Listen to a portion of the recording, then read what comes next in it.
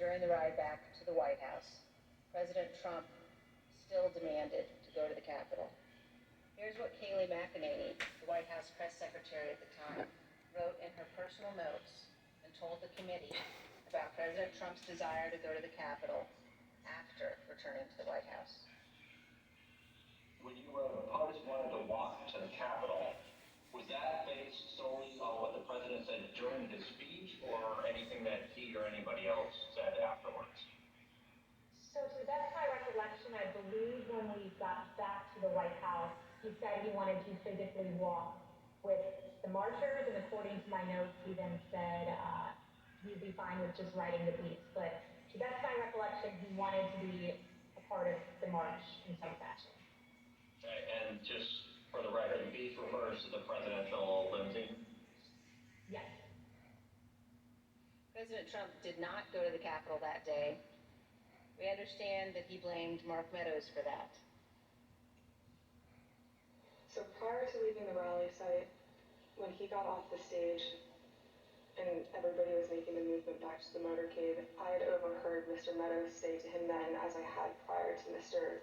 Trump taking the stage that morning, that he was still working on getting an off-the-record movement to the Capitol. So when Mr. Trump took the stage, he was under the impression by Mr. Meadows that it was still possible. So when he got off the stage, I had relayed to Mr. Meadows that I had another conversation with Tony, the movement was still not possible.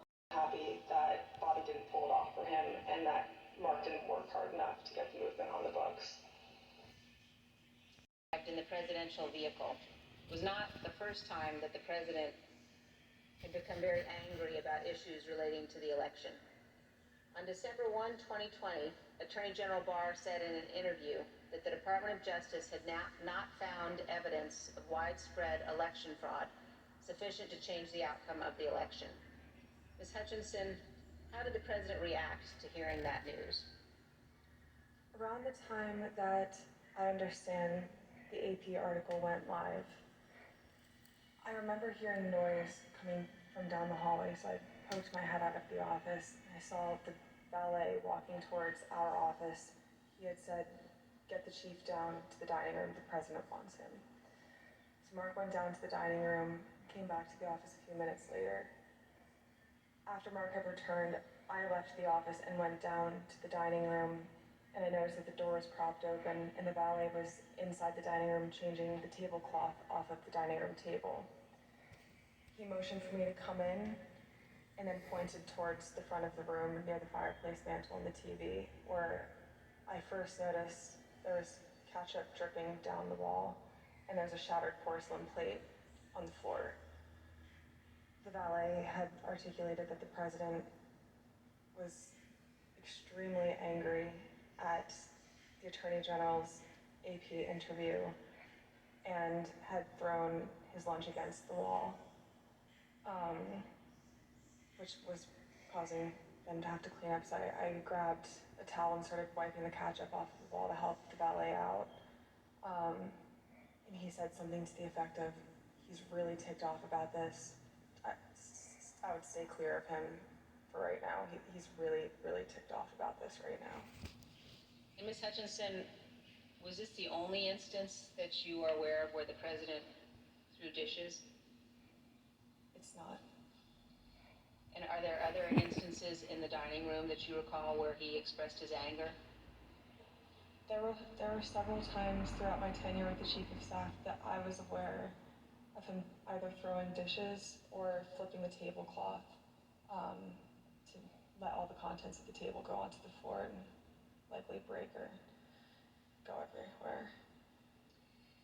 And Ms. Hutchinson, Attorney General Barr described to the committee the president's angry reaction when he finally met with President Trump.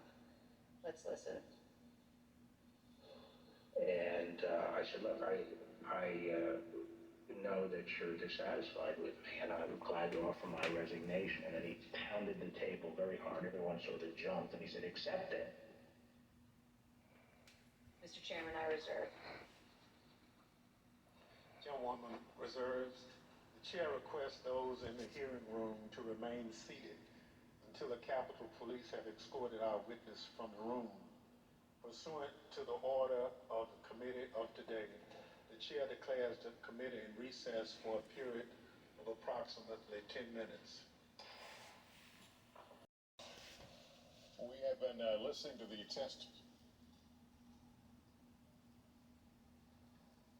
testimony of Cassidy Hutchinson, a former executive assistant to then White House Chief of Staff Mark Meadows. Testimony that can only be described as explosive. Chuck Todd